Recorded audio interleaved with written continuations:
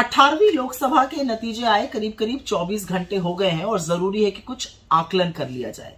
लेकिन आकलन करने से पहले एक बात जरूर कहना चाहती हूं, हिंदुस्तान ने अपने आप को बचा लिया, मेरे देश ने अपने आप को बचा लिया, मेरे देश के लोगों ने अपने आप को, अपने संविधान को, अपनी लोकतंत्र को बचा लिया। और इससे ज्यादा ओवरवेलमिंग, इससे ज्यादा भाव विभोर करने वाली बात दूसरी और कोई हो ही नहीं सकती है। कुछ चीजें शीशे की तरह साफ है। यह चुनाव नरेंद्र मोदी की निर्णायक नैतिक हार है।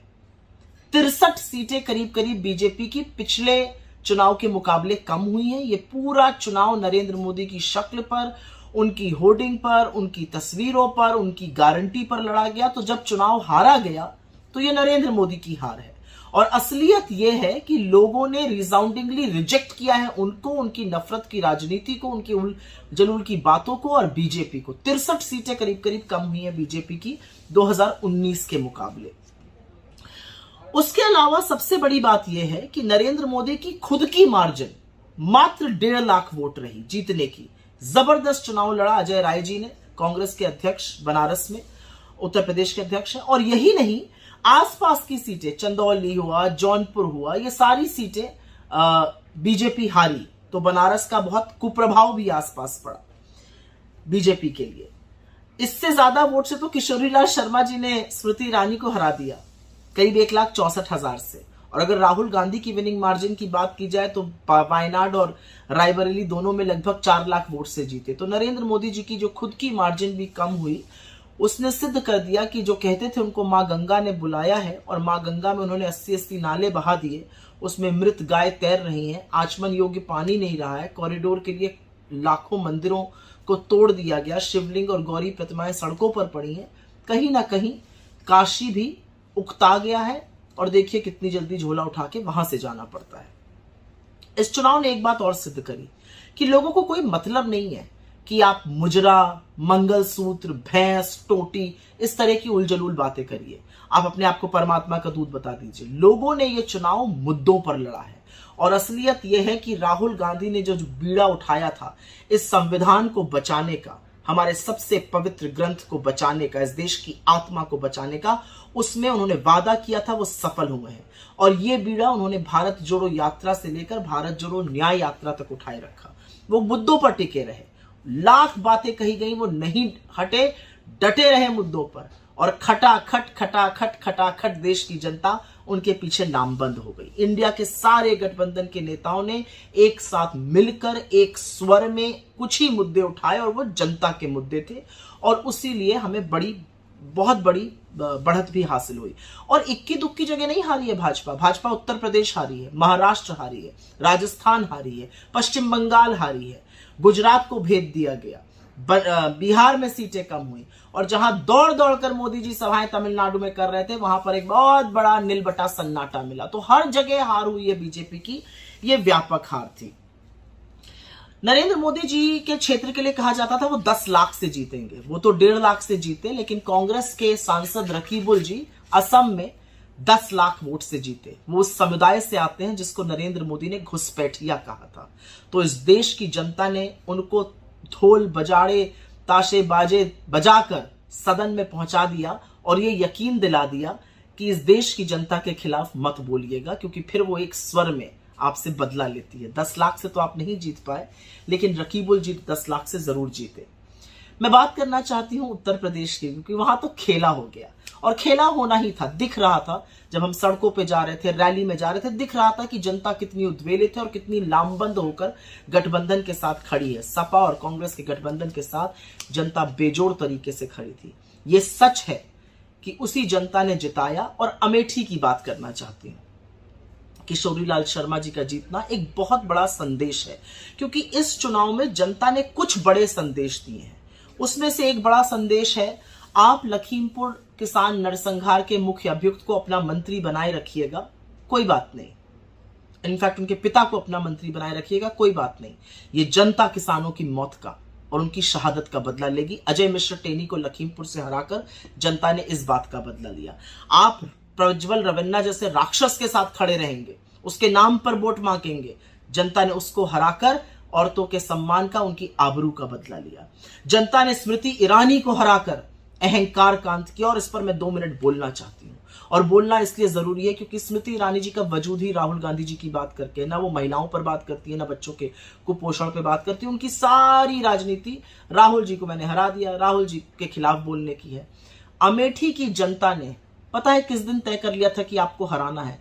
जिस दिन आपने सदन में खड़े होकर सोनिया गांधी जी से तू तड़ाक किया था, जिस दिन आपने उनको तुम कहकर संबोधित किया था, उसी दिन अमेठी ने डिसाइड कर लिया था कि आपकी बड़ी शिकस्त होगी। 1,64,000 वोटों से हारना आसान बात नहीं है। और जिसको आप राहुल गांधी का पीए कहती थी ना, वही काफी थे आपको हराने के लिए, कांग्रेस का एक मजबूत कार्यकर्ता। लेकिन मैं कहना चाहती हूं, ये देश बहू को बेटी से ज्यादा सम्मान देता है। सोनिया गांधी सिर्फ इंदिरा जी की बहू नहीं, इस देश की बहू है। वो इस देश में आकर मां बनी, सास बनी, नानी बनी। वो बहुतों के लिए मां तुल्य है। उन्होंने अपने मुकाम पर इतनी इज्जत, इतनी गरिमा, इतनी मर्यादा से जीवन निभाया हिंदुस्तान में कि उस बहू के अपमान पर आपको गहरी चोट खानी पड़ी। और एक आपने बहुत बड़ी गलती कर दी स्मृति ईरानी, आपने प्रियंका गांधी की बड़ी भद्दी नकल उतारी अमेठी में। यह आपको नहीं करना चाहिए था। पता नहीं आपको पता है कि नहीं, अमेठी प्रियंका जी को अपनी बेटी मानता है, भैया जी कहकर उनको वहां पर आम जनता संबोधित करते हैं। उनके साथ जो आपने किया, जो उनकी नकल उतारी, उसी दिन अमेठी ने डिसाइड कर लिया था कि आपको तो वहां से खदेड़ना है।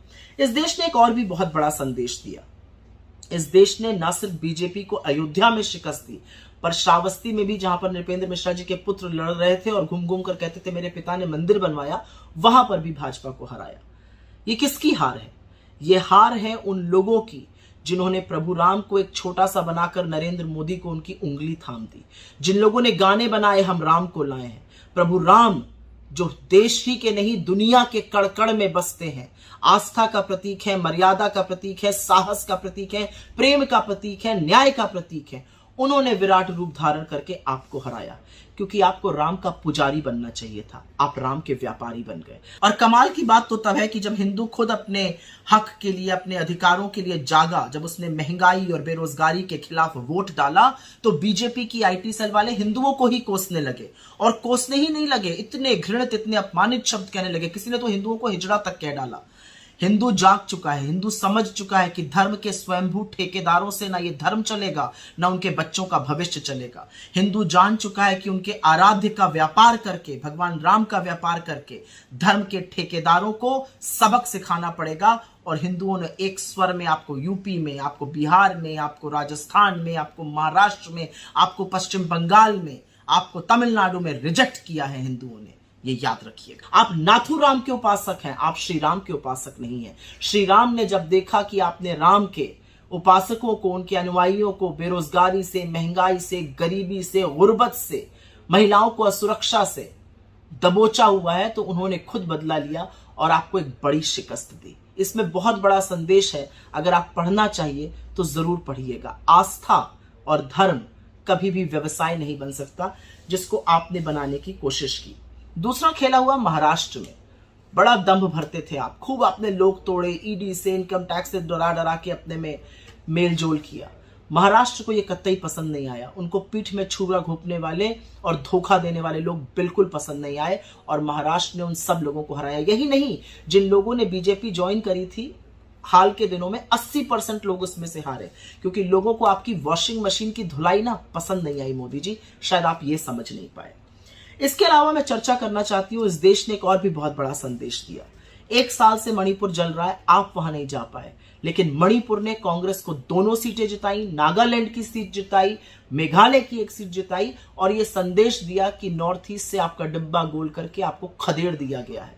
आप इस देश के एक राज्य को जलता छोड़ सकते हैं, उसके हाल पर छोड़ सकते हैं, लेकिन कांग्रेस ने नहीं छोड़ा, राहुल गांधी ने नहीं छोड़ा, और इसीलिए मणिपुर हमारे साथ लामबंद होकर खड़ा हो गया।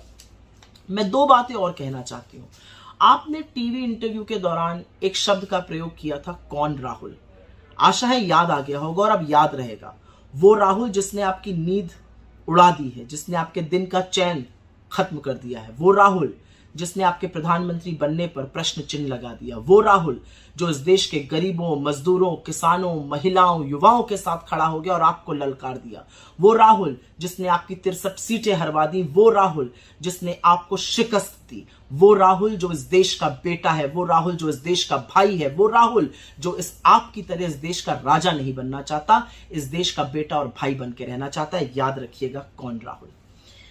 एक और बात कहने की है और यह कहनी जरूरी है, इस देश का लोकतंत्र का चौथा स्तंभ मीडिया, मुख्य धारा का मीडिया जो मलबा बन चुका है, जिस मीडिया ने अपनी विश्वसनीयता, अपनी साख, अपने लोकतंत्र के चौथे स्तंभ के रोल को गिरवी रखकर, बेचकर नरेंद्र मोदी का चरण वंदन किया, उस मीडिया की आज कोई विश्वसनीयता बची ही नहीं है। वो नैरेटिव बनाने में तो निष्प्रभावी रहा ही। असलियत यह है कि नरेंद्र मोदी ने करीब 80-85 इंटरव्यू दिए और उस इंटरव्यू में एक में भी नैरेटिव नहीं बना पाए, बल्कि उल्टे अपनी मिट्टी पलीद करी। इंटरव्यू में प्रत्युत्तर ही नहीं पूछे गए। नरेंद्र मोदी ने कहा मैं परमात्मा का स्वरूप हूं। इंटरव्यू करने वाले उनका चेहरा देखते रहे कि शायद भगवान ही नजर आने लगे। नरेंद्र मोदी ने कहा कि क्या मैं सबको गरीब बना दूं। पूछने वाले ने यह नहीं पूछा आपके मन में गरीब बनाने की बात क्यों आई, आप सबको अमीर भी तो बना सकते हैं। नरेंद्र मोदी ने बोला दुनिया गांधी को ही नहीं जानती थी, गांधी पिक्चर के बाद पता चला। पूछने वाले ने यह नहीं पूछा कि 82 में पिक्चर आई थी, उसके पहले आइंस्टाइन से लेके मंडेला और मंडेला से लेके Martin Luther king junior, Gandhi इस देश की नैतिक धुरी है, इस विश्व की नैतिक धुरी है। किस तरह की बातें की आपने। तो मुख्य धारा के मीडिया ने वो हाल किया आपका, इतना माहौल बनाया आपका जो शायद पहले कभी नहीं बना था। मुख्य धारा का मीडिया शेयर मार्केट पे चर्चा करता रहा, लेकिन मुख्य धारा के मीडिया ने बेरोजगारी और महंगाई पर चर्चा नहीं की। और एक दो शब्द तो मैं जरूर बोलना चाहूंगी उन लोगों के लिए जो बड़े बड़े एग्जिट पोल लाते हैं। जब मोदी जी की लुटिया डूबने लगती है, जो उनके तारणहार बन के आ जाते हैं, प्रशांत किशोर जैसे लोग, क्या है इनकी राजनीति, क्या है इनकी साख, क्या है इनकी विश्वसनीयता। जो बीजेपी को अकेले दम पर 300, 350 सीट दे रहे थे, क्यों आते हैं आप हर बार उनके तारणहार बन के, क्यों हर बार उनको उबारने के लिए आप आते हैं? क्योंकि आप नरेंद्र मोदी के साथ हैं, आप उनके साथ लामबंद हैं। दुनिया की आंखों में आप कितनी भी धूल झोंकते रहिए।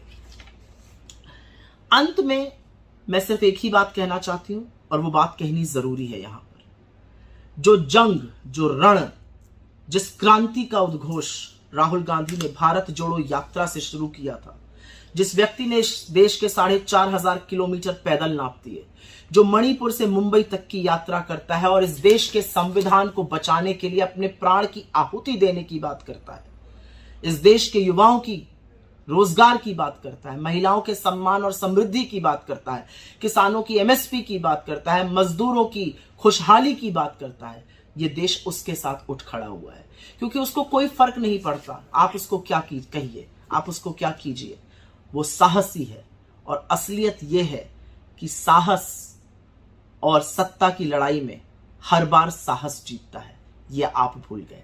आप भूल गए कि सत्य और असत्य की लड़ाई में हर बार जीत सत्य की होती है। आप भूल गए कि धर्म और अधर्म की लड़ाई में हर बार जीत धर्म की होती है। और हिंदू धर्म का आधार है सत्य, आधार है प्रेम, आधार है साहस, और इसीलिए जीत राहुल गांधी की हुई। एक सफेद टी शर्ट पहने हुए व्यक्ति ने आपको ऐसी शिकस्त दी। कैसा लग रहा है नरेंद्र मोदी जी, शहजादे की शह और मात पाकर?